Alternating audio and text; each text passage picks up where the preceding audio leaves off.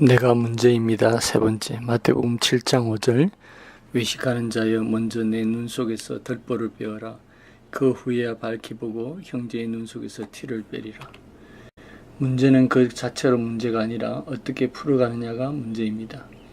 그런데 문제를 푸는 시작점은 내가 문제입니다라는 자세입니다. 두 분이 심하게 갈등을 하고 있었습니다.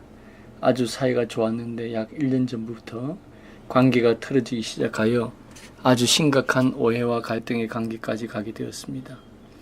두 사람은 각자 저에게 와서 왜 이렇게 됐는지 모르겠다고 하면서 상대가 자신에게 상처를 준 옳지 않은 행동들을 열거하며 원망했습니다.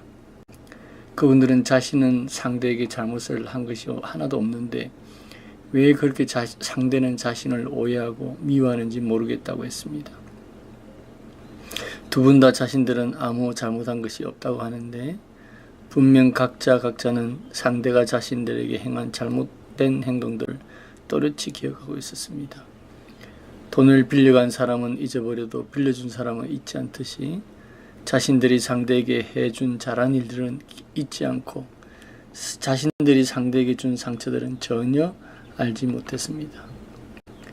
그리고 상대가 자신들에게 잘 해준 것들은 잊어버리고 상대가 자신에게 준 상처들은 아주 사소한 것까지 잊지 않고 되뇌이고 있었습니다.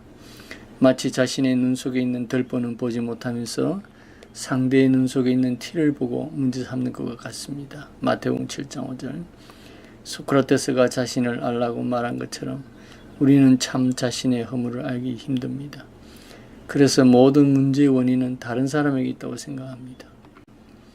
그리고 가늠하다 잡힌 한 여인을 두고 돌을 들어 치려고 했던 화난 군중들처럼 우리는 쉽게 돌을 들어 다른 사람을 치려 하는 것입니다. 그러나 우리 주님께서는 너희 중에 죄 없는 자가 먼저 돌로 치라고 하심으로 요한복음 8장 7절.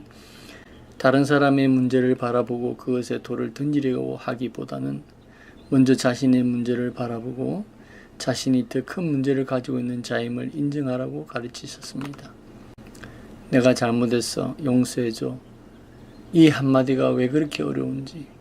진심 어린 이 한마디면 수십 년간 얼어있던 한 관계도 한순간에 풀어질 텐데 그것이 그렇게 어렵습니다. 하나님 앞에서 진심으로 회개한 사람은 무엇보다도 문제는 자기 자신임을 깨닫게 됩니다.